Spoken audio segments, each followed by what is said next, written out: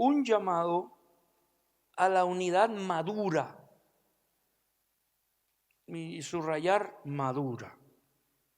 No voy a hablar tanto de unidad como voy a hablar de madurez en la misión. Porque para este asunto vamos a necesitar madurez. ¿Ok? Las tonterías, las niñadas, las malcriadezas, el tirarse en el piso, dar patadas, gritar cuando hay visita. ¿A cuántos de ustedes le dieron una paliza cuando eran niños? Porque usted se la lució cuando vino visita. Se portó lo más mal y su papá nada más lo miraba. Deja que se vaya la visita. Tú haz lo que te dé la gana. Mi papá solo tenía que mirarme a mí. Y ya yo sabía, paliza viene. ¿Cierto? Ahora luego uno madura y uno aprende que esas cosas no se valen. Que en vez de lucirme lo que yo hice fue un gran ridículo. Y después que se va a la visita, la paliza también. Entonces, en la iglesia nosotros necesitamos, si vamos a tener éxito en la misión, vamos a tener que ser maduros. Y la madurez es un proceso donde uno va a dejando de ser chico y se va poniendo grandecito. Se quitan los pantalones cortos, se ponen los pantaloncitos largos. Y las mujeres la faldita. Y en la iglesia comenzamos a ser personas maduras. Y a lo largo de todo el Nuevo Testamento nosotros vemos a Pablo luchando con las iglesias y otra vez le dice a la iglesia, les voy a seguir escribiendo las mismas cosas hasta que ustedes dejen las mismas tonterías. No así que lo escribió, pero así lo hubiera escrito yo. Cuando Jesús, en el capítulo 17 de Juan 23 dice, yo en tú y tú en mí, para que sean perfeccionados en unidad, para que el mundo conozca que tú me enviaste y que los has amado a ellos, también como me amaste a mí. Juan 17 contiene lo que se conoce como la oración sacerdotal. Esta oración es una colección de los últimos deseos del maestro, donde él llega a aquella experiencia de Getsemaní. Esta debe haber sido una de las oraciones más difíciles que hizo el Señor. En esta oración el Señor dejó claro que no solo estaba orando, que Él no estaba orando por el mundo. En esta oración Dios no ora por el mundo. El Cristo Dios no está orando por el mundo. Está orando por la iglesia. Está orando por sus primeros discípulos, los originales, con quien pasó la mayor parte del tiempo, para los que llamó e instruyó personalmente. Él oró por estas tres cosas. Que tuvieran su gozo.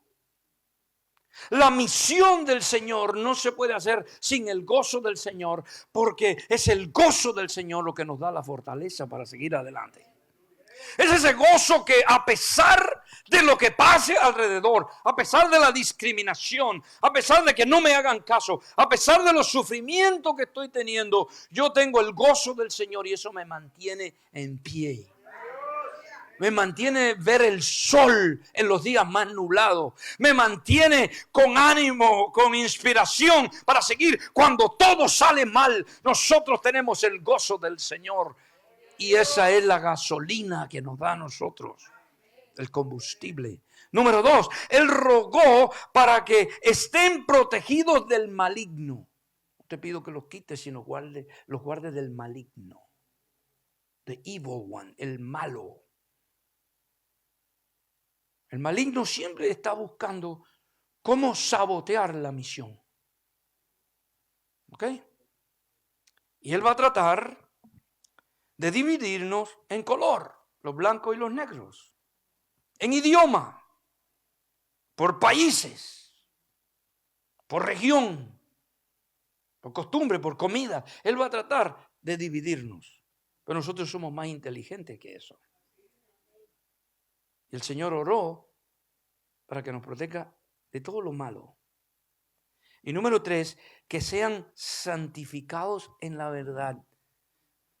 Su palabra es la verdad. Que la palabra sea céntrica en todo lo que hacemos. Luego oró por los que vendrían después más tarde. Esos son los hispanos, ustedes que vinieron 2000 años más tarde a la misma Roma donde Pablo y Pedro estuvieron. Lo primero que oró fue por la unidad.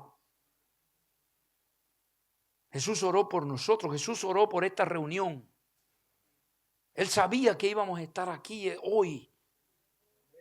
Jesús sabía que la única fuerza que podía obstaculizar la iglesia, que podía detener la iglesia, que podía neutralizar a la iglesia, no era Satanás, no eran las puertas del infierno, ya que él dijo las puertas del infierno no pueden prevalecer contra ella. No era la falsa doctrina. La iglesia siempre ha tenido amenaza de la falsa doctrina. No eran los falsos maestros. Estos vienen y van. Siempre han habido falsos maestros. No eran los gobiernos anticristianos. La iglesia siempre ha tenido que batallar contra los gobiernos anticristianos. La fuerza que nos puede detener a nosotros es la división. Algún día usted lo va a entender, lo que yo acabo de decir. Quizás a las 12 de la noche le va a decir amén, pero es la división. Imagínese usted lo poderosa que fuera la iglesia si nosotros solamente nos unimos.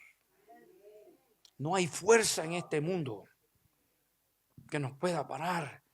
Si con estas 12 personitas imperfectas, 12 personas, mire, yo nunca hubiera escogido los 12 que Jesús escogió. No servían para nada. Pero Él los escogió. Él los equipó.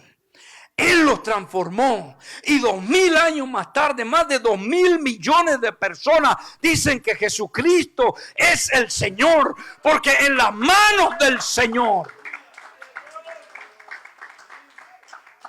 en las manos de Dios, Él hace de lo bajo y de lo vil, para que ninguna carne se gloríe en su presencia y para avergonzar a los que sí saben y los que sí pueden. Entonces Él lo llama a usted y me llama a mí. Pero necesitamos unirnos. Pero la unidad que Jesús oró en Juan 17 no es una unidad por el bien de la unidad. No se trata de generar consenso. No es una negociación para mantener la paz o para aquietar un rebelde en la iglesia que siempre hay. Yo sé que aquí en Europa no hay. La unidad en este pasaje, oiga como Cristo lo termina, es para que el mundo sepa que tú me enviaste. En otras palabras, la unidad aquí es evidencia de que Jesucristo es el Mesías. Entonces esto es algo muy importante lo que tenemos aquí. Volvemos al texto una vez más. Dice, yo en ellos y tú en mí. De la misma manera, la misma comunión, la misma unidad que Él disfrutó con el Padre, es la comunión que Él está orando, que la iglesia tenga hoy, esta interpenetración en la Trinidad, que los teólogos llaman la pericoresis. La pericoresis. Pero que Jesús va más allá y no pide que una unidad superficial, no un acuerdo por algún tiempo, para algún proyecto o para algún evento. Él está orando para que sean perfeccionados en unidad. En el Nuevo Testamento, la palabra perfección obviamente no quiere decir que usted no se equivoque. Por eso a veces no entendemos la Biblia. En el Nuevo Testamento la palabra perfección no significa que a usted le quede algún pecadito por ahí o no, porque siempre usted va a tener pecadito. Algunos tienen tiburones y ballenas. Pero está bien. Todavía no se ha manifestado lo que debemos de ser. Todavía no estamos en ese nivel de gloria que Dios quiere que estemos.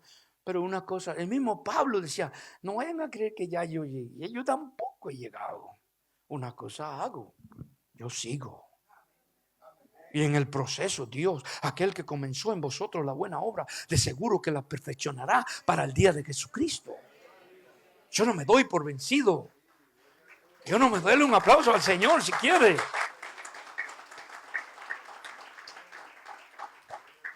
Para sorpresa mía, cuando comienzo a estudiar la Biblia, me doy cuenta que cuando la Biblia habla en el Nuevo Testamento de perfección, lo que quiere decir es madurez. Cristianos maduros. Cristianos que dejen los berrinches. Cristianos que dejen las patadas, tirar las puertas. Que si alguien no viene o llega tarde al ensayo, llega tarde, ya, punto, se acabó. No llegue tarde. Aprenda. Que aprendamos a superar esas cosas, porque hay una misión que es más importante. Porque hay una misión. La misión es innegociable. Nosotros no estamos aquí tampoco para que otros coman las comidas que nosotros comemos. Ya el obispo lo habló. No estamos aquí para que nos guste todo. No me gustó la adoración. Pues no era para usted, era para Dios. Hay gente que dice, no me gustó el sermón. ¿A mí qué me importa? Yo lo prediqué. Usted lo que le sirva, póngase, lo que no, déselo al vecino, que para eso sí que somos buenos. Mira, eso es para ti, pero para usted nunca hay nada. Ahora voy a beber café. ¿Sabe por qué? Porque cuando yo me convertí al Señor, le dije, Señor, yo quiero que seas rey, Señor de mi vida. Tú mandas todo lo que Ahora, el café y el fútbol, no lo toques. Jesús oró por la madurez en el ejercicio de la unidad. Y hoy estamos hablando de una iglesia madura. La madurez consiste en saber comportarse como adulto. Significa que no reaccionamos de forma exagerada por ninguna cosa pequeña. Significa que no luchas por llamar la atención. Significa que no ofendes ni te ofendes fácilmente. Significa que has crecido. Jesús conocía los desafíos que tenía la iglesia y que iba a enfrentar en el futuro. La unidad perfecta es por lo que Él oró. Entonces me gustaría ver cómo se ve esa madurez para la iglesia de Dios de la profecía de los hispanos de Europa. Esa era la introducción. Ahora voy a entrar. ¿Cuánto me queda? Me quedan 25. 25, no, 40 minutos. 40 minutos. Ok, mira lo que dice. No mucho tiempo después, y ahora quiero 4 puntitos y ya me voy. El obispo tenía 8. Y Clayton tenía 27 escrituras que no leyó anoche. Gracias a Dios.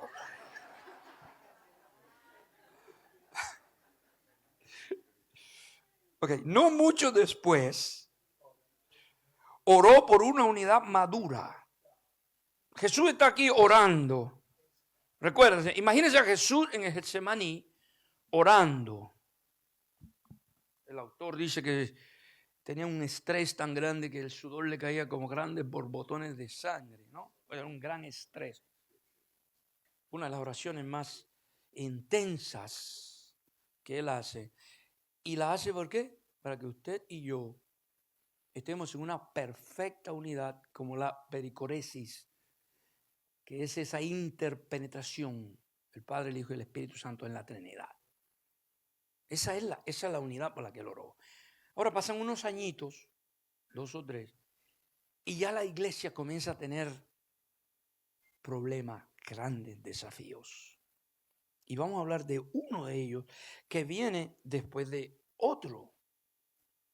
Capítulo 6, 1 al 7 de Hechos. En aquellos días, al aumentar el número de los discípulos, se quejaron los judíos de habla griega contra los de habla hebrea, de que sus viudas eran desatendidas en la distribución diaria de los alimentos.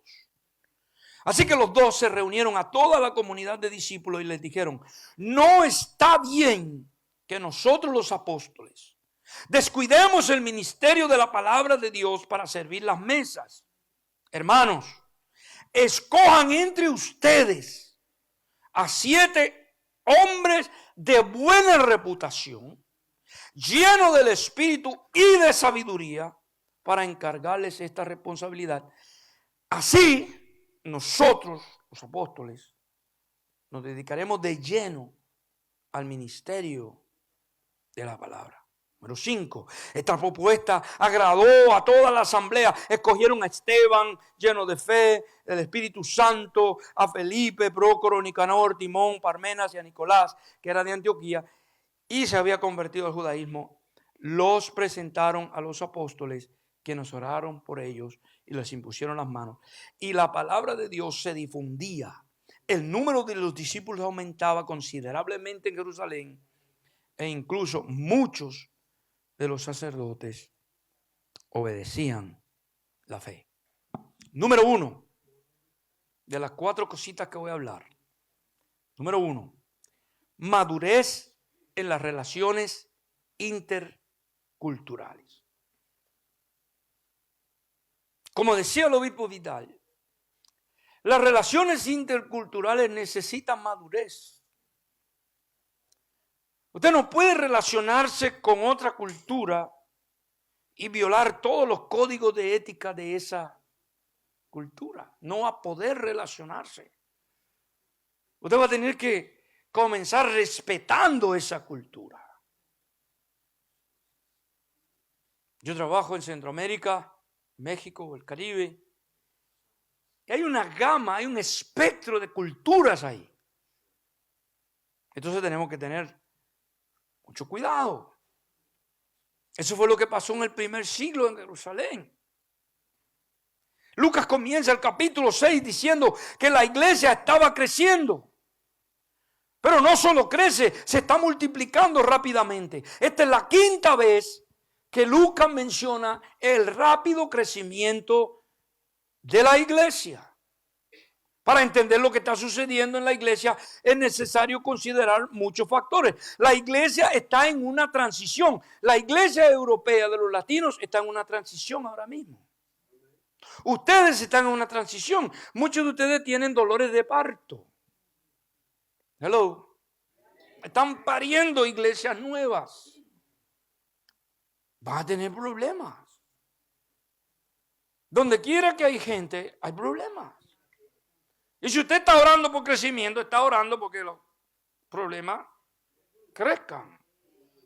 Cuando tiene 100 miembros, tiene 100 problemas. Cuando tiene 1000 miembros, tiene 1000 problemas.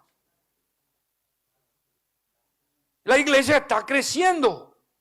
Pero la iglesia era una iglesia monocultural. La iglesia primitiva de los primeros años tenía una sola cultura. Todos eran judíos, todos eran de la Galilea, de una sola área pequeñita.